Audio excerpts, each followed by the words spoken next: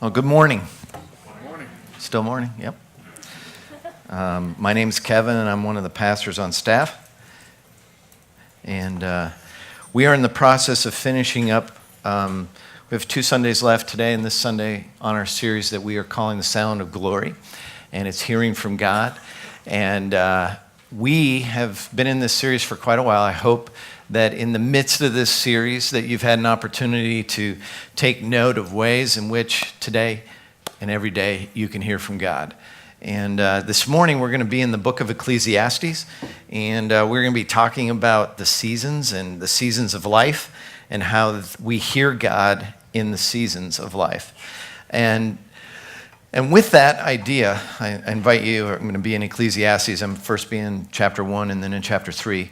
But I honestly wish that when I was younger, somebody could have imparted to me in ways that I would understand. I think people tried to talk to me about the seasons of life and how they ebb and flow and how they change and really how they're short-lived, many of them, and that in the midst of them they feel like all that there is and you're never going to get through it, and yet they come to an end and there's a new season. And the other thing I wish someone would have tried to sit down and explain to me is that oftentimes seasons are layered upon other seasons. And what I mean by that is that seasons of life, often we measure them based upon age or where we are in life. You know, there's the grade school years, there's the high school years, there's the college years, there's the 20-something, 30-something, whatever, and then there's being a parent, there's not being a parent, there's being married, there's not being married, there's these seasons. There's seasons of life, and we kind of measure life that way. And as we go about it, oftentimes we forget that there's other seasons on top of those, and the other seasons are, work. You get different jobs, different occupations, and maybe there's different houses, different apartments, different locations. It's funny, I was sitting here thinking about this, in the first 3 years of marriage, Lauren and I lived in 8 different places. So it was like we moved all the time, and I'd forgotten that, which she reminded me of, the seasons. Short seasons and long seasons and transitional seasons. But you start layering them, and you start going, oh, okay, new season, I'm married, moving, new jobs, and you begin to lose sight of what it means to live in those seasons, and you also begin to not recognize God's voice in the middle of those seasons. And in a roundabout way, that's what I'm going to try this morning to give you some insight on how to hear God in the seasons and why there are seasons. So in Ecclesiastes, I'm going to chapter 1, verse 9. First, an introduction to Ecclesiastes. If you've never read the book of Ecclesiastes, it is penned by King Solomon. We talked about King Solomon a couple weeks ago on wisdom. He's the son of King David. And Solomon had gone through life, and this is later in his life, and he writes in this book, I've tried everything. I've tried, and he probably, back in that day, he pretty close, probably tried everything. And he comes to this conclusion. He comes to the conclusion that life is meaningless. And so he writes Ecclesiastes from this standpoint of life is meaningless. And from his standpoint, as he's in this state of cynicism, he really has lost sight of God. And when you lose sight of God, no doubt, life is meaningless. And really it's a perpetuation of making myself God. If I've lost sight of true God, then you realize you come to your end of yourself, and really then I could see him penning life is meaningless. Anyway. The beauty of 11:30 is I don't feel as much time constraint. Sorry. I'm kidding. No, I'm not. But the seasons, and understanding seasons is crucial. Because if we don't understand seasons, we get stuck in places we should never get stuck. We get worried about things we should never get worried about. We get anxious about the future. We start to lose sight of an eternal perspective. And really, that is the dilemma of seasons, because we get stuck in our own story. And really, we need to see ourselves in God's grand story. It is the beauty of being in the United States, too, a little bit, is that we get to see the rise and fall of presidents all the time. And so they have a season. They have term limits. Amazing idea, by the way. Doesn't matter who the president is. I think it's an amazing idea because it allows us to see the rise and fall of power and the evaporation of influence. And it's for a season. They have great influence for 4 years or 8 years. But then it's like, poof, you have nothing. And sometimes while they're in office, you just take that any way you want. But there's a degree of understanding seasons that come with that. They ebb and they flow. And so in Ecclesiastes chapter 1, verse 9, Solomon states something obvious and profound. He says, what has been will be again, and what has been done will be done again. There is nothing new under the sun. Oh, it's such a great phrase because it is the repetitive nature of history. It is the repetitive nature of history that allows us to actually weather seasons.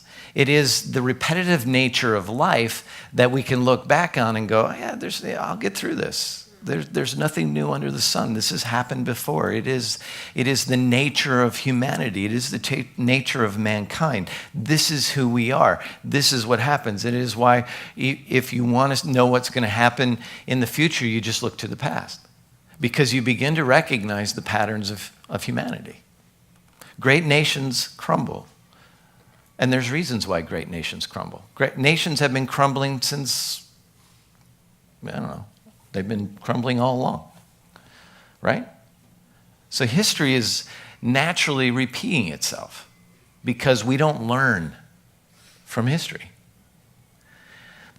It is the nature of man, but that's what he's saying. He's saying there's nothing new under the sun. All this stuff has been done before. It's just repetitive. And the season that you find yourself in is repetitive.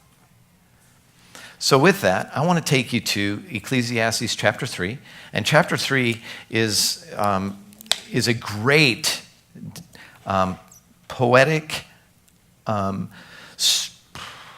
truth of life. Now, before I read it, I want to make sure you understand it's poetry, and he's also not assigning any moral characters to anything that he's talking about. So there's no moral characteristics attached. He's just stating the facts. He's just saying, this is the way life works. And so with that, listen as I read Ecclesiastes 3, if I can get that out. For everything there is a season, a time for every activity under heaven, a time to be born and a time to die, a time to plant, time to harvest, a time to kill and a time to be healed, a time to tear down and a time to build up, a time to cry and a time to laugh, a time to grieve and a time to dance, a time to scatter stones and a time to gather the stones together, a time to embrace and a time to turn away, a time to search and a time to quit searching, a time to keep and a time to throw away, a time to tear and a time to mend, a time to be quiet and a time to speak, a time to love and a time to hate, a time for war and a time for peace. He's just giving the extremes. He's just giving this idea that there are so many different seasons of life, and they're not necessarily aligned. They're oftentimes juxtaposed. And in that place of there's a time for gathering stones and there's a time for scattering stones. And for those of us who are very orderly, gathering them seems nice. Scattering them seems wrong. And for those of us who are random in life, think there's a degree of, there's things that resonate with us. And there's things that don't. But what he's saying is each of these come in seasons. And then picking up with verse 9. He fleshes this out a little bit, which is really helpful. Verse 9, what do people really get for all their hard work? I have seen the burden God has placed on us all. Yet, verse 11, this is a key verse. Yet God has made everything beautiful for its own time. He has planted eternity in the human heart. But even so, people cannot see the whole scope of God's work from beginning to end. This is the premise of understanding seasons. This verse 11, is the premise of understanding that what is happening in our seasons actually comes underneath this idea of God's redemptive story. And our seasons play out in this much bigger narrative. And as our seasons play out in that narrative, we begin to recognize the pattern and how they fit. But the tricky part in all of that is being able to hear from God while you're in that season as he's playing out this grand narrative. So with that, I pick up verse 12. So I concluded there's nothing better to be happy and enjoy ourselves as long as we can. I love that phrase. And people should eat and drink and enjoy the fruits of their labor, for these are gifts from God. And I know that whatever God does is final. So there's a sovereignty piece here. There's a piece to understanding that what is taking place is underneath the sovereignty of God. Our seasons ebb and flow. We go through life in these different seasons. They play into this grand narrative, and God is sovereign over that. And so he begins to flesh that out about. And I know that whatever God does is final. Nothing can be added to it or taken from it. God's purpose is that people should fear him, not be afraid of him, but be in awe of him. There's a difference. That word fear does not mean scared. It means awe.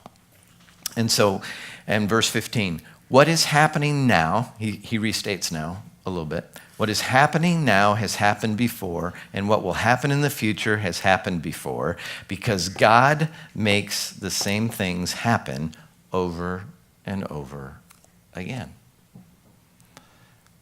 I could just stop there. There's the lesson. And we read that and we go, yeah, but you don't know what's happening with me. You don't know my story. You don't know what season I'm in. And I don't think I've ever lived this season before. And I'm pretty sure no one on the planet has ever lived my season before. And so we put ourselves, and this is the part where we live our stories, and we often think our story is the story. And so we are cast as the lead role of our own story. And actually then we substitute our story for God's story. And so then it becomes this idea of my seasons become the beginning and the end of all. And in reality, our seasons merely are a subplot to the bigger plot of our own lives, coupled with the plot that God is playing out over eternity. The phrase that eternity is planted in the hearts of humans is huge. We are the only creatures on the planet that get eternity. We're the only part of creation that has been written on. And so in our hearts, we long for knowing. We long for knowing more than what we know. We long for this idea of being a part of eternity. Reality is we are. We're just time locked in this space and time, and we're living life in little increments, little seasons that allow us to get a glimpse into the eternal. The problem is when we take our season and make it eternal. The problem is when we take our current season and make it eternal. It's not. For me, this has happened to me so many times. And again, this is where I think people actually tried to explain this to me when I was younger. I was a little stiff-necked and rebellious, so it was tough for me to get. So I'm hoping you walk away with a better understanding than what I had when I was in my 20s. I was in a church staff, and things had gone bad, and I wanted to get out. I wanted to do something else. I wanted to find a new job. And my prayer was, Lord, deliver me. In any means possible, deliver me. I don't want to be here anymore. I don't want to do this. I'm open to whatever. And in that prayer, I wanted what I wanted. Well, that isn't necessarily what God wanted. But my season I was there for 4 years. I ended up being there for 5 years. And that last year of that being there, for me, was a constant wrestling with God of not wanting what he gave me. And not learning, not hearing. All I could do all I wanted was out. I don't know if you've ever been in a season of your life where all you want is out. I just want to escape. I just want to be somewhere else. I want to do something else. And so I couldn't hear from God for a year because I just wanted what I wanted. And so part of understanding the seasons of life is to understand that the story that is happening to you isn't necessarily just about you. Stick with me. Don't turn me off yet. The struggle for humanity or humans is that we think our story is our story, and that the things that are happening in our story, I'm the star of my story. Not all the time. Sometimes something's going on that you don't know about. Okay, let me retract that. I guarantee you there is something going on that you don't know anything about, that God knows all about. Just think about this for just a second. There's probably 280 people in here. All of you are in a season. All of you are going through something. Some of you are in a great season. Some of you are in a painful season. Some of you are in a season that you go, meh, whatever. And there's somewhere in between there, right? And your seasons are layered, and some of you are going, man, I get that. I want to escape. I want out, and some of you are going, no, I really like this season I'm in. And so you're all kind of, and God is orchestrating all your seasons and all the things going on in your life to mesh with his grand story. And so he says sometimes to you, I'm not done with somebody else's story that you're going to mesh with, so you get to wait. Wait a minute. This is my story. I'm the star of this story, not that person. So I become a co-star with somebody else's story that I don't even know. Sometimes I just become an add-on to somebody else's story, and it's my story. Just think about this for a minute. And you gotta think outside of your myopic story, okay? Set your story aside and ask this question. And I wrestle with this from the standpoint of, if I have kids and God is doing something in my children's lives, right? Now they're old and they're gone, but their train was attached to me. They were attached to me. If I move, they go with me, right? I take them wherever I go. They're my kids. And if for some reason God is doing something in their lives that he wants done where they're at, your story now comes subordinate to their story. So he says, wait. Okay. So now my story is on hold. It's not really on hold, but think about it this way. If you're thinking strictly in timelines, my story is on hold so God can do something in the lives of the people that are dependent on me.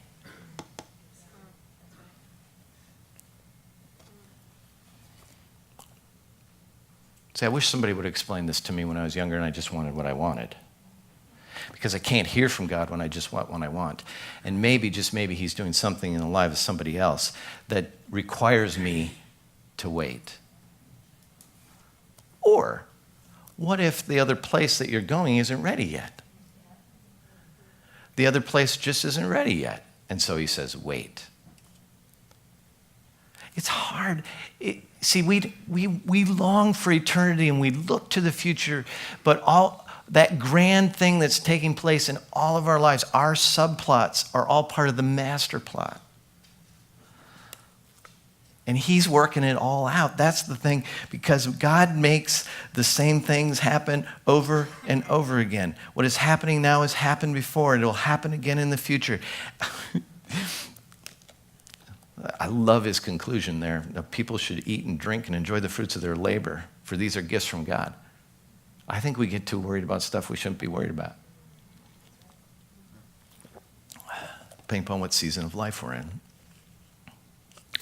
So if your life is a story, and my life is a story, and there's this grand story going on around us, and the sovereign God, the God that puts it all together, the pieces and webs, and just think of there's 7 billion people on the planet.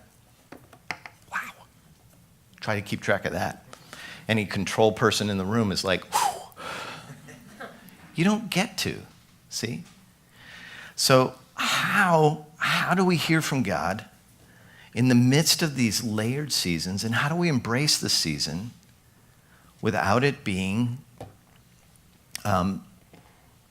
debilitating in our walk with God? The other thing I was going to share with you is the other part of my story is, as much as I wanted out of that place, as I look back on it, I could see what God was doing in the last year of my life there. That last year, he really was crafting and molding me for something in the future. And then I went to another place, and I was there for quite a while, and I think God was trying to move me on from that place for a year and a half. And I kept saying no. Rather than wanting to escape, I wanted to stay. And he kept bringing this thing back to me over and over and over again, and I kept saying, no, I don't want to do that. I don't want to do that. Why would I do that? And eventually, my wise wife said, maybe you ought to pray about that. No, if I pray about it, I might do it. See, I wanted what I wanted. When you want what you want, you don't seek what God has for you. So the season would have ended earlier, but yet God allowed the graciousness. He redeems my stubbornness. He redeems my lack of listening and said, no, this is where I need you to be. And I look back on that decision, and it ultimately is what prepared me to come here. Which again is, if you'd have told me that when I was younger, I would see these seasons as preparation for what's next. But I never did. Never is not the right word, but I seldom understood why each thing was happening. And now I look back on it and I can see this symphony of seasons coming together for God's purposes. Not always mine, but his.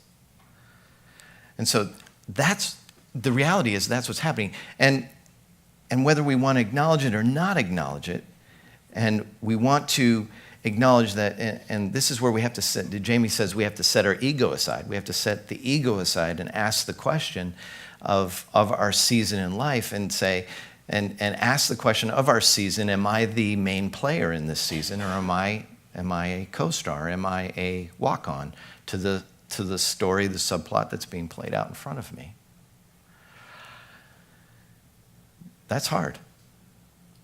But I think that's legit and difficult. So I want to give you a few things, just why we struggle in seasons of life. There are rhythms and there are things that are happening. And God gives us seasons that run through our lives. Some of them are painful and some of them are with great joy. And some of them are just dull. And sometimes we embrace other seasons over other seasons. We look back on our lives with fondness in certain spots, and we look back on other ones and they conjure up pain and all of those things. But here is how we live in the present and hear from God no matter what season we're in. And some of it has to do with how we are currently perceiving our season. I tried to give you that in that story of I want what I want. And whether it's good or bad, but we have to want what God wants. That's the best way to stay present and hear from God is, I want what God wants. And if we can give our hearts there, there's a good chance we can hear him no matter what season we're in.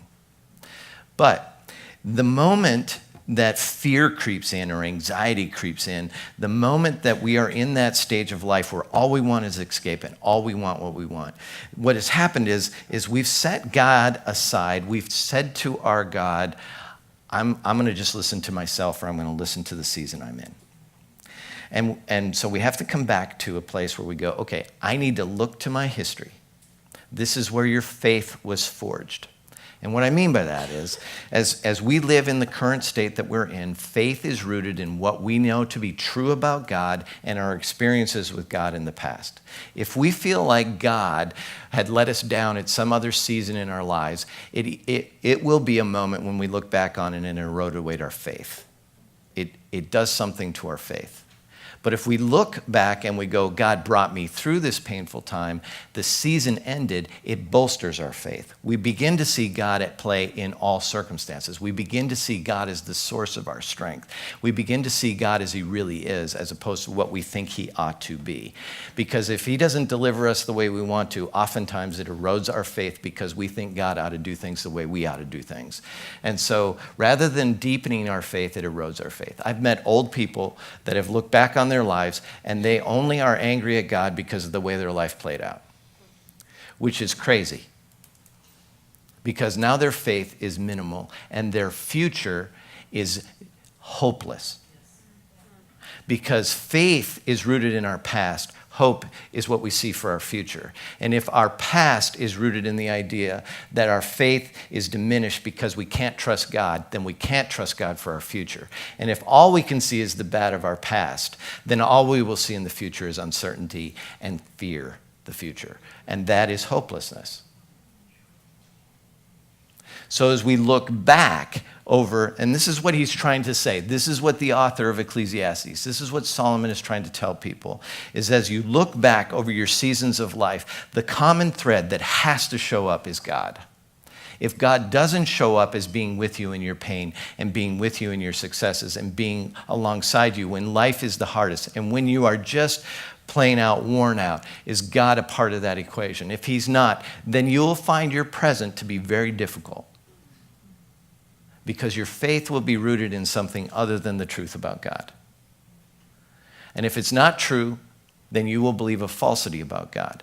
And if you believe something false about God, it affects your very moment that you're in. And so in your seasons, it doesn't matter if it's a painful season or a great season. Your history and your faith and your relationship with God will dictate how you hear God in the midst of that. So faith is key. And so if you go, well, I don't have any good stories. I don't have any time when I think God was ever a part of it. Then I want to invite you to explore the idea, do you know God? Do you really know God? Because God is present, God has always been there, and God will always be there. He hasn't moved. And in his presence, he's walked you and sustained with you. Can you see it? If you can't see it, then you got to talk to people who experienced it with you. And if they experienced the pain with you, ask them how they saw God in it. So you can join them in seeing God. And in the current season, see, this is now brings you into the current season. If you saw God before in previous seasons, now you can see him in the present. Because your history tells you how he shows up. And you can hear from God when you know what you're listening for and when you know that he is present and he's there. But if the history is, I don't know. See, for me, I had to go back to those moments when I wanted what I wanted and I didn't hear from God. I had to go back to those moments and say, what was he trying to tell me? Why wasn't I listening? And it wasn't God wasn't talking. It was Kevin not listening. Every time. I am telling you, every time I've explored my history and my seasons of pain, it is Kevin not listening, it's not God being silent. And that's an indictment on me, not him. Because if the indictment turns to God, if I say, nope, he was silent, he didn't help me in my time of need, I've now cut off my greatest source of power for going forward. And I've cut off my greatest solution to my current season. Because now my faith is rooted in what I believe to be true is wrong about God. It's really important. Because your relationship with God is only as good as you trust him.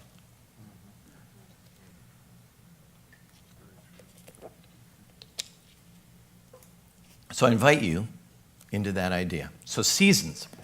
So you live these series of seasons, and they all teach you something. They'll teach you something about yourself, and they teach you something about God, if you let them. And if you're allowing God to teach you through those seasons, as your seasons grow upon each other, you begin to recognize the voice of God in the different seasons. You begin to recognize the voice of God when it shows up as a friend. You begin to recognize the voice of God when you read it in Scripture. You begin to recognize the voice of God when you hear wisdom. You begin to recognize it because you're listening for it. You've tuned your ears because you're in the present. It doesn't matter if that present is painful or joyful, because you've recognized the voice of God in the midst of your seasons. Because you look backwards and you saw history. So you live in the present, right? We all live in the present. We have eternity planted in our hearts. We've lived a certain amount of life. We've lived a certain amount of seasons, and that's where our faith comes from. We live in the present, and in the present, this symptom of the heart begins to reveal how our faith is doing. So the heart is revealing what we know to be true about God. So we live in the moment. We're very worried. We're very concerned. We're in a season where things are not going well, whatever is happening. And our first response is we don't turn to the Lord. There is a problem with the heart. We want what we want. And so that's we have to realign. We call that repentance. We call that realignment. We call that getting in line with God. And so in the moment, our heart's revealing our faith in that season. And so we turn. We invite God into the situation, whether it's painful or joyful. And the other symptom of the heart, the other symptom that you'll experience is the future. So hope is another indicator of how our heart is doing and whether or not we're aligned with God. Because God always gives us a future, because eternity is etched on our hearts. You may think, well, I could die tomorrow. Yeah, but you have a future. I could die today. I could die right now. I have a future because I have eternity. And so our hope isn't fixed on the idea that the season will get better, or the next season will be the best season, or really what is the next thing in line. Our hope is fixed on eternity because we know that we're playing a part in a bigger story. And so we give our hearts to this idea that the seasons don't matter because God is with us through all the seasons. He's playing out a narrative that we can't yet understand because we're not into eternity.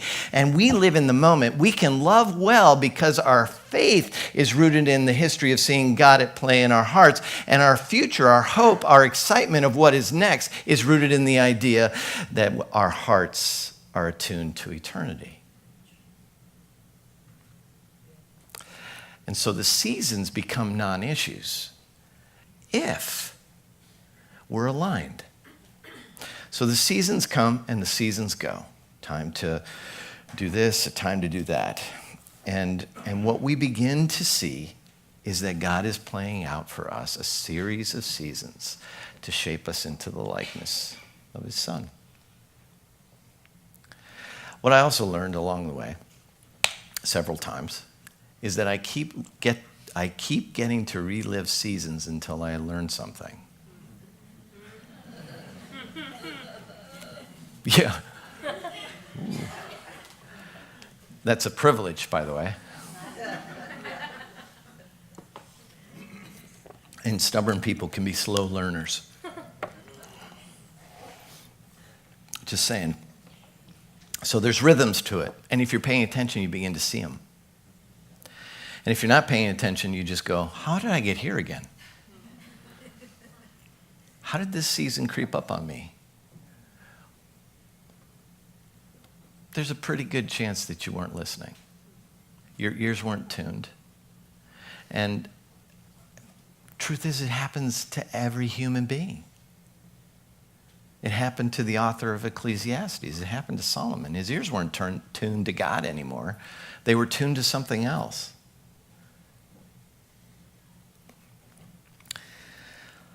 So hearing from God in seasons requires us to work a little bit at it. We have to look back, we have to look to the present, and we have to look to the future. I'm going to give you something it's just a threefold exercise that I invite you into. And the first is, what is he telling me in my present season? Whatever that is. And I find, for me, the best way for me to get that into perspective is to actually write it down. And what is he reminding me of in my past? We can't just dismiss the past because this is a cyclical thing. And then the third thing is, what is he preparing for me in the future? And it's all hinges upon, can I trust him with it? And that's a faith question. And only really you can answer that question. Do I have enough faith to trust him with these things? Because in the moment, no matter what my season in life is, no matter what your season is, I can love well if I'm in pain or if I'm in great joy, if I know that he's got it. So looking backwards will bolster your faith in God's sovereignty because he brought you to this place. He brought you through things, and you can see it. He has everything under control, and you don't. Sorry. If that's news, I'm sorry. Living in the present allows us to see God's hand at work on our hearts. It reveals something about us. Living in the present, if I'm anxious and I'm fearful, something's askew of my faith. I haven't seen my faith as I should. And then looking to the future helps us live in anticipation of the plot shifts. And love the idea that maybe my future isn't predictable as I thought it would be. And for those of you who like control, I'm sorry. You don't get to control that. And embrace the idea that just maybe, that the story that's being played out is God's and not just yours. Because I absolutely believe that's true. And if you can embrace that, then the seasons become merely seasons, and you can endure them because God is with you and he's up to something good. Because he is. That grand redemptive story is grand, and it is good, and you're part of it. No matter the season you're in, you're part of it. And your good seasons and your great seasons and your seasons of ecstasy and all the things that you love about your seasons, that's a little taste of heaven. And your painful seasons, that's a little taste of hell. They're not heaven and they're not hell, but they are tastes and they are seasons. Eternity's different. It's not a season, it's forever. Isn't that fascinating? But we get little tastes of forever in our seasons.